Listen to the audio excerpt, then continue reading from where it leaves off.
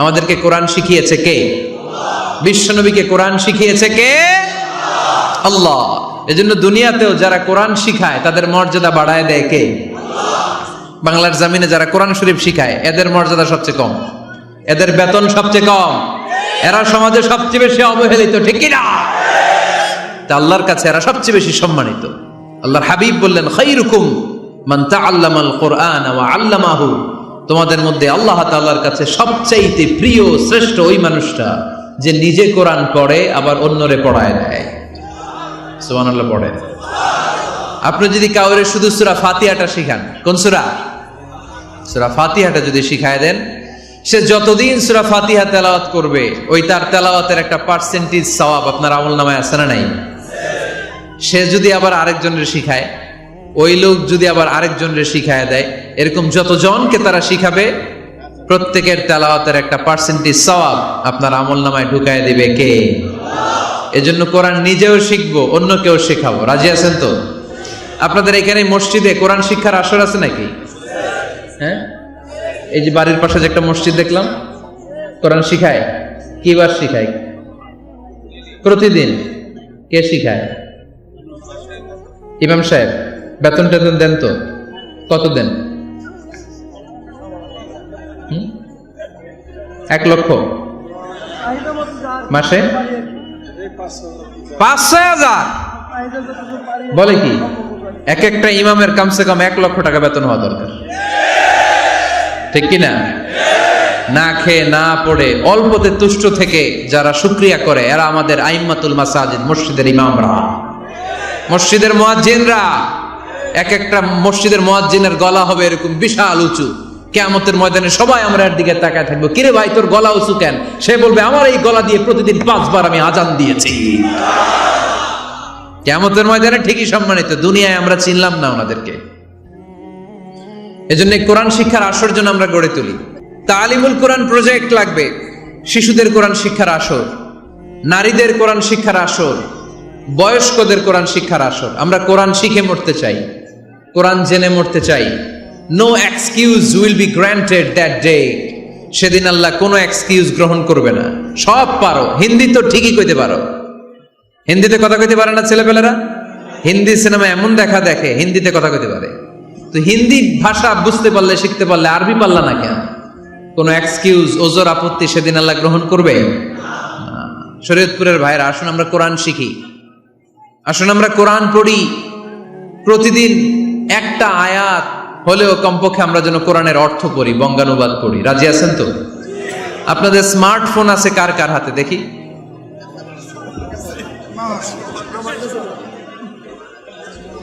আপনারা কি analogue? Smart আপনি?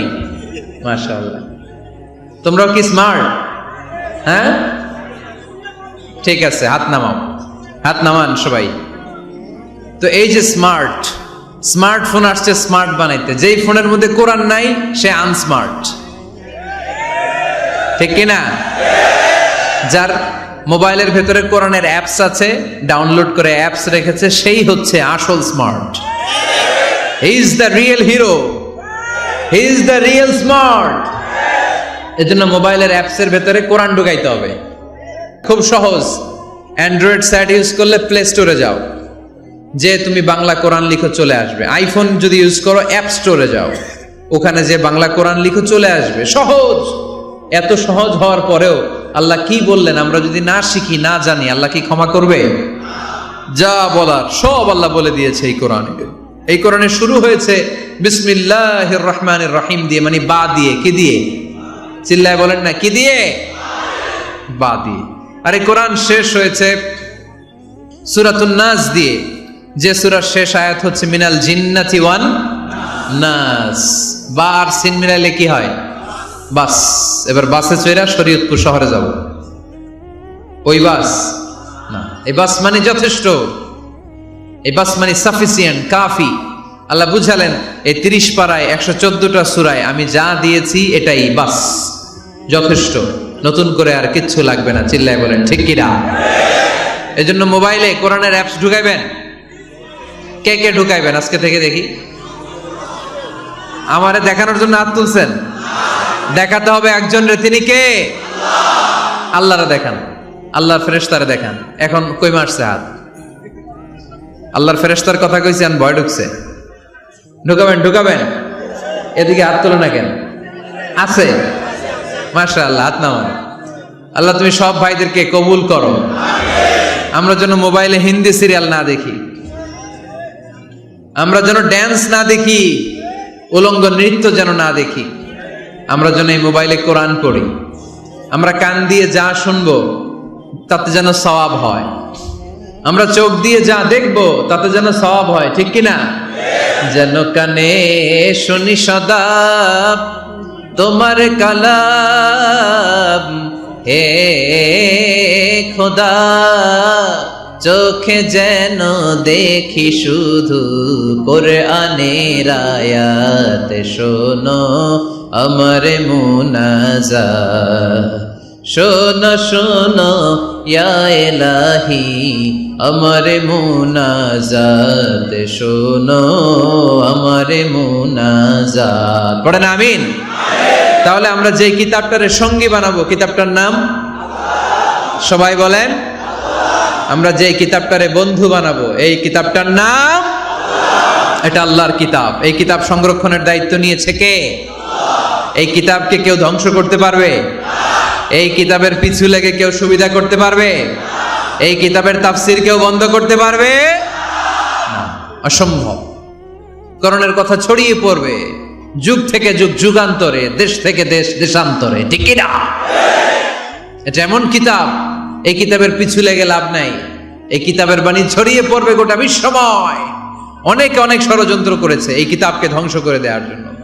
আমাদের এই খোদ ভারতবর্ষে ষড়যন্ত্র হয়েছিল। ব্রিটিশরা যখন চলে গিয়েছিল, ওরা প্ল্যান করেছিল এই কিতাবকে কি করে আমাদের থেকে ডিটাচ করা যায়, কেমন করে আলাদা করা যায়। এর একটা কমিটি করে দিয়েছে, আপনারা গবেষণা করে দেখেন এই ভারতবর্ষ থেকে কেমন করে কোরআন দূর করা যায়।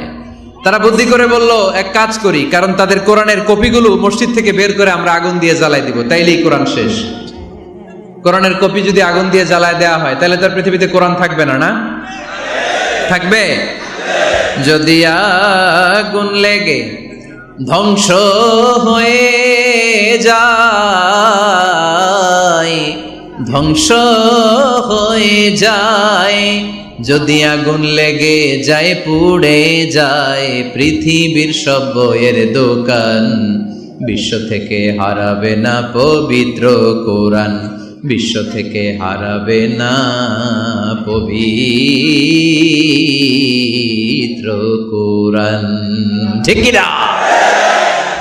পরে দেখলো না রিসার্চে গন্ডগোল আছে, অ্যানালাইসিস ভুল। আবার নতুন কমিটি পাঠালো তারা ইংল্যান্ড থেকে, 33 সদস্য বিশিষ্ট কমিটি। তারা এসে গবেষণা করে দেখলো না, এই কোরআন আগুনে জ্বালাই দিলে কোরআন দূর হবে না। কারণ আমরা ভারতবর্ষের হেফজখানাগুলোতে যে দেখেছি, ছোট্ট বাচ্চারা মাথা দুলিয়ে দুলিয়ে কোরআন পড়ে। কোরআন তারা শুধু কাগজেই লিখে রাখে না, সিনার ভিতরে গেঁথে রাখে। ওই কোরআন মুসলমানদেরকে শিখিয়েছে কে? সে আল্লাহ বললেন, আর রহমানু আল্লামাল কোরআন খালাকাল ইনসান আল্লামাহুল বায়ান। আল্লাহ বললেন, আমি মেহেরবান, আমি কোরআন শিখিয়েছি। আমরা বললাম, আল্লাহ আর আপনি কি করেন? আল্লাহ বলেন, খালাকাল ইনসান, আমি মানুষ বানিয়েছি। সুবহানাল্লাহ পড়েন। আমাদেরকে তৈরি করেছে কে? জোরে বলতে হবে, কে? মানব সৃষ্টির 3টা পদ্ধতি কোরআনে পাওয়া যায়। পদ্ধতি নাম্বার 1, বাবাও নাই মাও নাই। এই পদ্ধতিতে আল্লাহ কাকে বানাইছে বলেন? আদম আর হাওয়া আলাইহিস সালাম। এদের বাবা মা ছিল? 2 নম্বর পদ্ধতি হচ্ছে মা আছে কিন্তু বাবা নাই। এই পদ্ধতিতে আল্লাহ কাকে বানালেন? কি নাম? ঈসা আলাইহিস সালাম। 3 নম্বর পদ্ধতি হচ্ছে মাও আছে বাবাও আছে। এই পদ্ধতিতে আল্লাহ কাদেরকে বানিয়েছেন? আমাদেরকে বানিয়েছেন। তাহলে পদ্ধতি কয়টা? 3টা। আদম আলাইহিস সালামকে বানানোর পদ্ধতিও 3টা। প্রথমে আল্লাহ তিন লাজিব এঁটেল মাটি নিলেন, তারপর নিলেন হামাইম মাসনুন কাদা মাটি, তারপরে এটারে বানালেন ঠনঠনে শুকনো মাটি। সাইয়েদনা আদম আলাইহিস সালামের অবয়ব তৈরি করলেন 60 হাত লম্বা করে। সাইয়েদনা আদম আলাইহিস সালামকে যখন আল্লাহ বানিয়েছেন, কয় হাত লম্বা? সহিহ বুখারীর বর্ণনা, লাম্মা খালাকাল্লাহু আদামা ওয়া কানা তুলুহু 60 যিরাআন, আল্লাহ তাআলা যখন আদম আলাইহিস সালামকে বানালেন 60 হাত বা 60 গজ লম্বা করে বানালেন। আপনারাও যারা জান্নাতে যাবেন 60 হাত লম্বা হয়ে জান্নাতে ঢুকবেন। কয় হাত লম্বা? সুবহানাল্লাহ পড়বেন না? আদম আলাইহিস সালামকে বানালেন। আবার মায়ের পেটে যে আমরা বড় হলাম, এখানেও আমাদের 3টা ক্যাটাগরি, 3টা ধাপে তিনি আমাদেরকে বানালেন। মায়ের পেটে 9 মাস কি করছিলেন মনে আছে আপনাদের? মনে নাই? কেন? হ্যাঁ, আমাদের কারোরই মনে নাই, ঠিক কিনা? এই 6 মাস 8 মাস কই যে ছিলাম, কোথায় ছিলাম আমরা মনে করতে পারি না। স্মৃতির পাতা হাতড়িয়ে যত পিছনে যায় আর বলতে থাকি। মনে আছে ছোটবেলার কথা? মনে নাই। আমরা সবাই কিন্তু এত বড় ছিলাম না ভাই, ছোট্ট ছিলাম, ছোট্ট। মায়ের জরায়ুর দেয়ালের মধ্যে লেপ্টে ছিলাম। নুতফা, আলাকা, মুদগা, sperm drop, blood clot and the little flesh. ছোট্ট নাপাক পানি ছিলাম। ওইটারে আল্লাহ বড় করতে আরম্ভ করলেন। বড় করতে করতে রক্তপিণ্ড বানালেন। রক্তপিণ্ড থেকে আল্লাহ গোশতপিণ্ড বানালেন। আমরা প্রত্যেকে এরকম একটা গোশতের টুকরা ছিলাম। এটার ভেতরে আল্লাহ কঙ্কাল ঢুকালেন, আমার স্কেলিটন, আমার কঙ্কালটা, আমার অবয়বটা ঢুকালেন।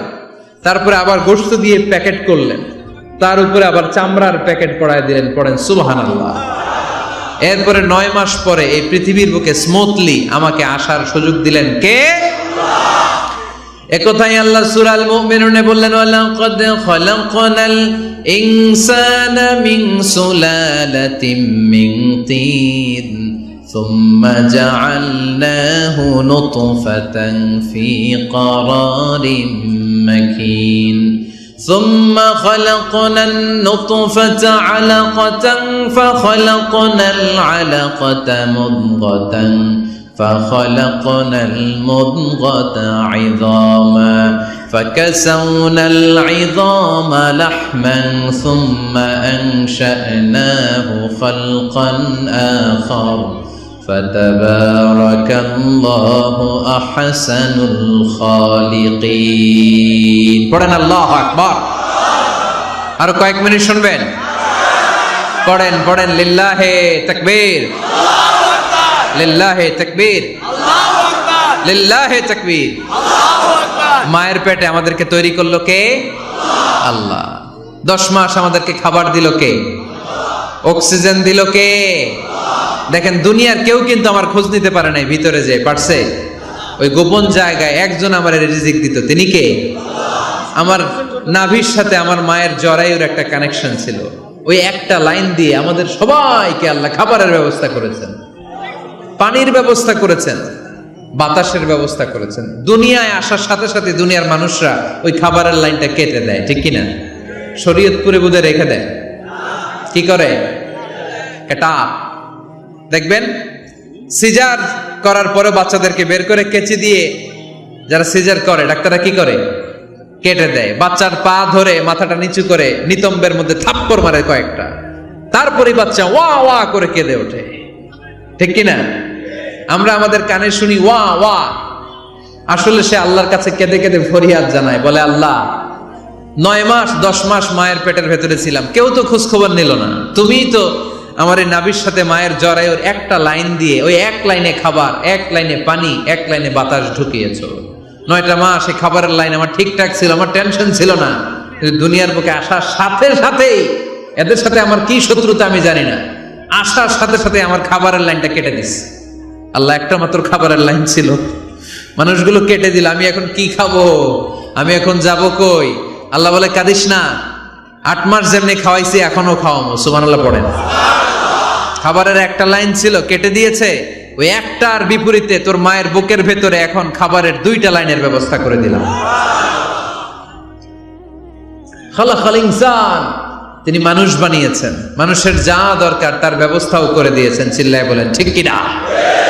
এজন্য আল্লাহ বললেন আর রহমানু আল্লামাল কুরআন খালাকাল ইনসানা আল্লামাহুল বায়ান। আমি মেহেরবান, আমি তোমাদের কোরআন শিখিয়েছি, আমি মানুষ তৈরি করেছি, আমি তোমাদেরকে ভাষা শিক্ষা দিয়েছি। সুবহানাল্লাহ পড়েন। আল্লামাহুল বায়ান, আমি তোমাদেরকে বয়ান শিখিয়েছি। এই যে আমরা বয়ান করি, আমাদের যে ভাষা, এই ভাষা কার দান? আমাদের বাংলা ভাষা কার দান? পৃথিবীতে অনেক ভাষা আছে, একটা ভাষার প্রকাশভঙ্গির সাথে আরেকটার মিল নাই। একটার প্রকাশভঙ্গির সাথে আরেকটার মিল নাই। চাইনিজরা চাইনিজ ভাষায় কথা বললে ইংরেজরা কিচ্ছু বুঝে না, ইংরেজরা বললে আরবরা বুঝে না, আরবরা বললে মালায়রা বুঝে না, মারায়রা বললে আফ্রিকানরা বুঝে না। সুবহানাল্লাহ পড়ে। আমি অনেকদিন দেশের বাইরে থাকি, 10 বছরেরও বেশি আমি পড়াশোনা করি। তো মিশরে যখন আমি পড়াশোনা করতাম তখন দেখতাম এক এক ভাষায় এক একজন কথা বলে। আমরা বাঙালিরা যদি কোনো কথা বলে হাসাহাসি করি, হেসে হেসে আমরা কোটি কোটি হয়ে যাচ্ছি, মরে যাচ্ছি, কিন্তু ওরা হাসে না, বিদেশিরা, ওরা বুঝে নাই তো। আবার ওরা যখন কথা বলে হাসে, আমরা কিছুই বুঝি না। সুবহানাল্লাহ পড়বেন না? ওইটা বাদ দেন, আমাদের বাংলাদেশে আসেন। আমাদের বাংলাদেশে এক এক জেলার সাথে আরেক জেলার ভাষার ভিন্নতা আছে না নাই? সুবহানাল্লাহ পড়বেন না? ঢাকার ভাষার সাথে ফরিদপুরের ভাষার অমিল, সিলেট